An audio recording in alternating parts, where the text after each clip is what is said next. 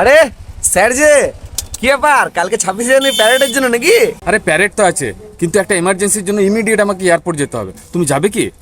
হ্যাঁ যাবো তো। কি হয়েছে কি? বসুন বসুন বসুন। আরে স্যার ছুটিতে এসেছিলেন তো, এত রাত্রে আমার কথা ঘুরতে যাচ্ছেন নাকি? আরে ছুটিতে তো এসেছিলাম, কিন্তু বর্ডারে এমার্জেন্সির জন্য আমাকে এখনই ডিউটি জয়েন করতে হবে। যুদ্ধকালীন পরিস্থিতি তৈরি হচ্ছে মনে হচ্ছে। কি বলছেন স্যার? তাহলে তো খুব টেনশনের সময়। ঠিক আছে স্যার, টেনশন করবেন না, যে দেবো আমরাই। আর আপনি এক কাজ করবেন স্যার, না আপনি তো গোটা 50 লাখ মারবেনই মারবেন, কিন্তু আমার তরফ থেকে দুটো আরো মেরে দেবেন। আমার না বড় ইচ্ছা ছিল আর্মি জয়েন করার, আমার তো হলো না। Very good. এই আম জনতা যদি আমাদেরকে এইভাবে সাপোর্ট করে না, আমাদের আর কিছু দরকার হয় না। তবে তোমার এই দুটো মারার কথাটা মাথায় থাকে। স্যার এই এয়ারপোর্ট চলে এলো, এর আগে আমাদেরকে যেতে দেবে না।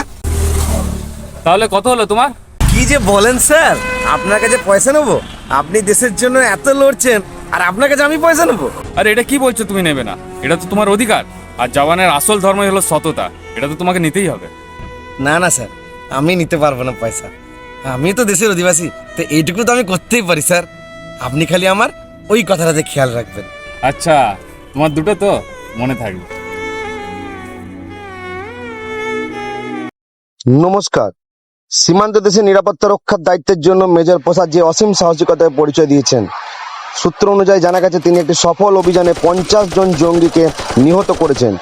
সামনে তার নিরাপদে ফিরে আসার সুযোগ ছিল, কিন্তু তিনি কেবলমাত্র দেশপ্রেম আর কর্তব্যবোধ থেকে এক ধাপ এগিয়ে যান এবং সীমান্তের ওপারে গিয়ে 2 জন জঙ্গিকে আরও মেরে আসেন।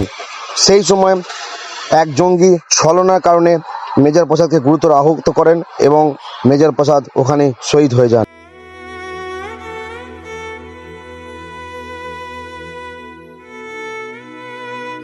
মেজর প্রসাদের দেশপ্রেম এবং তার আত্মত্যাগ চিরকাল আমাদের অনুপ্রেরণা হয়ে থাকবে।